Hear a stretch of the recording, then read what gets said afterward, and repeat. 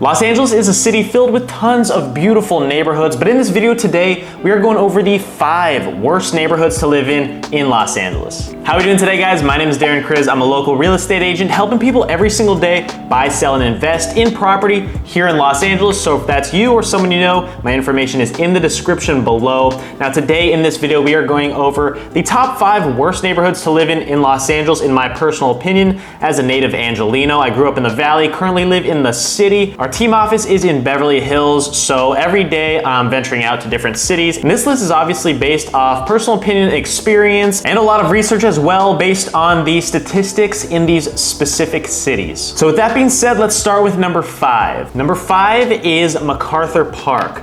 So MacArthur Park is located just west of downtown LA. Sometimes you need to cut through MacArthur Park to get to downtown LA if you're coming from maybe Hollywood or Beverly Hills.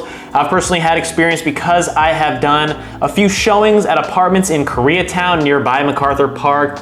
And let me tell you firsthand, it was one of the sketchier times, one of the sketchier streets to drive if you're driving around the specific park of MacArthur. So a little bit of history, a backstory on MacArthur Park. It became known for violence in 1985 when prostitution, drug abuse, drug dealing, shootouts, and the occasional rumored drowning became commonplace, with as many as 30 murders in 1990. When they actually drained the lake between 1973 to 1978, they found loads and loads of firearms at the bottom of the lake that were hidden during the early 70s. But these days, MacArthur Park is honestly just big homeless encampments. There are farmers marts that look a little bit sketchy. If you've walked down that street, if you've driven there, you would know what I'd mean personally. There are a lot of people that you probably wouldn't want to associate yourself with if you're just walking around the park in general. I think they have cleaned up that park in the last year or so, but the last time I was there was probably last year and it did not look too great. So that's why I'm putting it at number 5 on this list. Number 4 on the list for worst neighborhoods, I'm going with Lynwood. So Lynwood is very similar to Compton in where they have pretty much the same statistics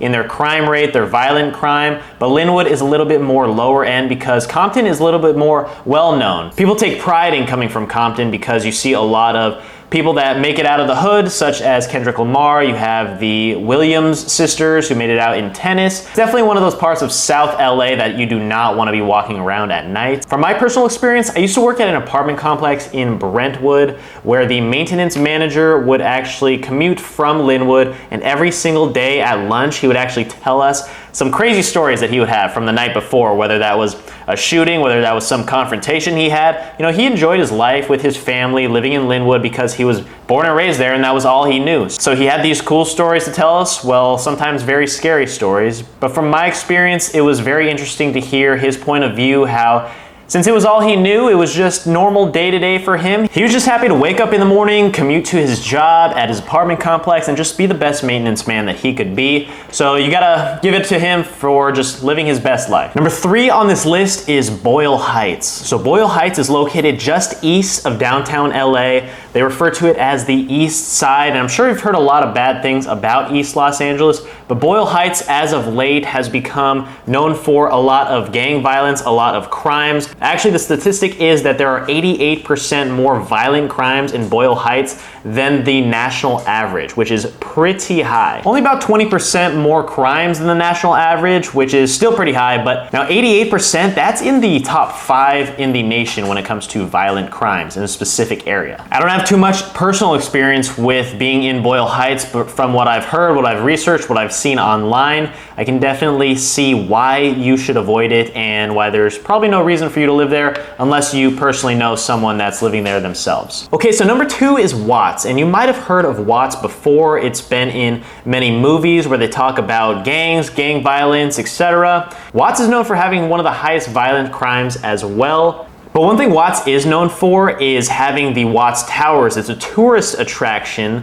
but they do strongly recommend that you do not have any bags when you're getting out of your car, walking around with any kind of jewelry, because there have been people mugged in broad daylight walking toward the towers because they know that there are tourists that might not be too familiar with the area. So if you ever find the need to go to the Watts Towers to take some photos for the gram, just don't walk around with any jewelry or your rollies. Okay, number 1 on the list, you might have seen this one coming already if you know anything about Los Angeles, and I've been to this part of Los Angeles many times because I have good friends that live very close to this area. Definitely not specifically in the number 1 location here in the worst cities to live in, but close enough to where sometimes you feel a little bit out of place. And number 1, that is Skid Row. Known for having the largest concentration of homeless population in the entire world. Now think about that, take that in, drive down Skid Row one time. Well, maybe I'll suggest do it at your own risk. Because if you drive down Skid Row, it's gonna be hard to even drive down the street because